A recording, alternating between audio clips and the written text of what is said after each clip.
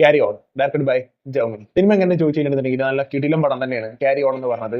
അത് ഞാൻ ഈ സിനിമയുടെ പ്ലോട്ട് പറയാം. അതൊരു ത്രില്ലർ സാധനമാണ്. അപ്പൊ ഇതിന്റെ പ്ലോട്ട് പറയാം. അത് ഒരു എയർപോർട്ടിൽ ഒരു നമ്മളെ ബാഗൊക്കെ ഇൻസ്പെക്ട് ചെയ്യണ ഒരു ജോലി ചെയ്യണ ഒരു സാധാ ഒരാൾ, ആ ഒരാൾക്ക് വരുന്ന ഒരു ബ്ലാക്ക് മെയിലിങ്ങിന് പുറത്ത് നടക്കുന്ന സംഭവങ്ങളാണ് ഒരു സിനിമയിൽ നടക്കുന്നത്. അതാണ് ഈ സിനിമന്റെ ഒരു പ്ലോട്ട് അതാണ്. പക്ഷെ എനിക്ക് ഈ ബ്ലാക്ക് മെയിലിങ്ങിന് പുറത്ത് നടക്കുന്ന ഇൻസിഡൻസ് എന്ന് പറഞ്ഞ സമയത്ത് എനിക്ക് പെട്ടെന്ന് ഓർമ്മ വരുന്നത് നമ്മളെ പഴയ 90s ഇറങ്ങിയ സ്പീഡ് എന്ന് പറഞ്ഞൊരു സിനിമ. നിങ്ങളൊക്കെ ചിലപ്പോൾ കണ്ടിട്ടുണ്ടാവും. ഒരു ബസ്സിൽ ബോംബ് വെച്ചിട്ട് അത് ആ വണ്ടി 60 താഴേക്ക് പോകരുത് എന്നുള്ള ഒരു സിറ്റുവേഷനിൽ പോണ ഒരു പടം ഉണ്ടായിരുന്നു, സ്പീഡ് എന്ന് പറഞ്ഞിട്ട്. 1ഉം 2ഉം ഉണ്ട്. അത് രണ്ടും 90s ഇറങ്ങിയതാണ്. 94 ആൻഡ് 97 ഇറങ്ങിയ പടമാണ് അത്. അതേപോലത്തെ ഒരു എക്സെപ്ഷണൽ വർക്ക് നിങ്ങൾ പ്രതീക്ഷിക്കരുത് ബ്ലാക്ക് മെയിലിംഗ് എന്ന് പറയുമ്പോൾ. ആ സിനിമ കണ്ടിട്ടുള്ളവർക്ക് മനസ്സിലാവും അത് എത്രത്തോളം വലിയൊരു എക്സെപ്ഷണൽ മൂവിയാണെന്നുള്ളത്. പക്ഷെ അതേപോലത്തെ ഒരു എക്സെപ്ഷണൽ സാധനം ഈ ഒരു മൂവി, അങ്ങനത്തെ ഒരു സാധനം ഇല്ലാന്നുണ്ടെങ്കിൽ 2 മണിക്കൂറോളം ബോറടിക്കാതെ ഇന്ന് കാണാൻ പറ്റിയ ഒരു സിനിമയാണ് ക്യാരി ഓൺ എന്ന് പറഞ്ഞത്. രണ്ട് വെർത്ത് ദി വാച്ച്, മനസ്സിലായില്ല. അത് ഒരു സിനിമ കണ്ടു കഴിഞ്ഞിട്ടുണ്ടെങ്കിൽ 2 മണിക്കൂർ പോയി എന്നുള്ളൊരു ഫീൽ എന്തായാലും വരില്ല, മനസ്സിലായില്ല. എനിക്ക് പേഴ്സണലി സിനിമ അത്യാവശ്യം നല്ല രീതിയിൽ ഇഷ്ടപ്പെട്ടിട്ടുണ്ട് ക്യാരി ഓൺ എന്ന് പറഞ്ഞ ഒരു പടം. പിന്നെ ചില ആൾക്കാർ ഇത് എവറേജ് ആണ് എന്നൊക്കെ പറഞ്ഞു എനിക്ക് തോന്നുന്നത് അതിന്റെ മെയിൻ റീസൺ എന്ന് പറഞ്ഞാൽ പ്രഡിക്റ്റബിൾ ആയിട്ട് ഈ സിനിമ ഒരു സമയം കഴിഞ്ഞാൽ പോകുന്നുണ്ട്.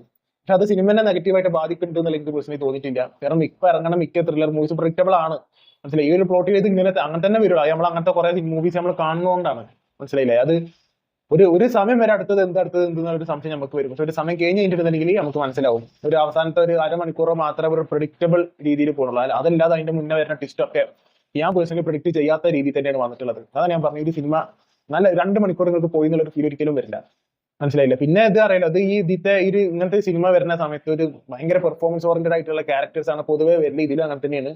പക്ഷെ ഇതിൽ നായകനായിട്ട് അഭിനയിച്ച ചേക്കൻ കീട്ടു ആക്ടിങ് ആയിരുന്നു. അതേപോലെ തന്നെ ഇതിന് വില്ലന്മാരായിട്ട് 2 ആൾക്കാർ വന്നിട്ടുണ്ട്.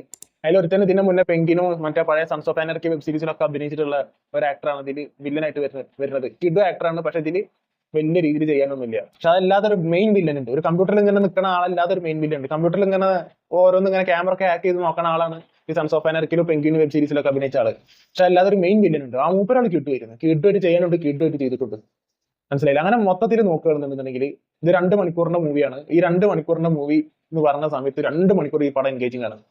അതായത് ഒരു സെക്കൻഡ് എനിക്ക് തോന്നുന്നില്ല ഇതിൽ ഒരൊറ്റ സീനും അനാവശ്യമായിട്ട് ഇതിൽ ഇൻക്ലൂഡ് ചെയ്തിട്ടുണ്ടെന്ന് എനിക്ക് തോന്നുന്നില്ല. 2 മണിക്കൂറും നിങ്ങൾക്ക് ബോറടിക്കാതിരുന്ന് കാണാൻ വേണ്ടി പറ്റും എന്നുള്ളതാണ് എനിക്ക് തോന്നുന്നത്.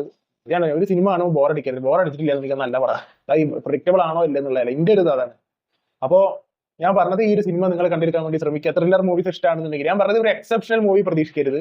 ഞാൻ പറയില്ല പഴയ സ്പീഡ് സിനിമ പോലത്തെ ഒരു എക്സെപ്ഷണൽ സാധനം പ്രതീക്ഷിച്ചിട്ട് നിങ്ങൾ ഈ സിനിമ കാണുന്നുണ്ടെങ്കിൽ നിങ്ങൾ ഒരിക്കലും ഡിസപ്പോയിന്റഡ് ആവില്ല, മനസ്സിലായി. ഇത് അവസാനത്ത് എങ്ങനെ അവസാനിക്കാൻ, എങ്ങനെ അവസാനിക്കുന്നത്, അതാവും ഇതാവും ആ ത്രില്ലർ ഒരു ആകാംക്ഷ ഒരു സമയം വരെ ഉണ്ട്.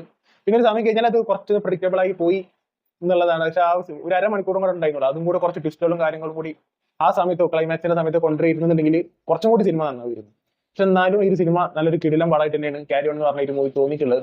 പിന്നെ അറിയാലോ ഇതിന്റെ ടെക്നിക്കൽ, ഇങ്ങനത്തെ ഒരു മൂവീസ് വരുന്ന സമയത്ത് ടെക്നിക്കൽ സൈഡിനെ പറ്റിയൊന്നും പറഞ്ഞ ആവശ്യം ഉണ്ടാവില്ല. പക്ഷെ കിഡ് ചെയ്യും, എസ്പെഷ്യലി സ്ക്രീൻ പ്ലേ. അതാണ് ഞാൻ പറഞ്ഞല്ലോ തീരെ ലാഗില്ല.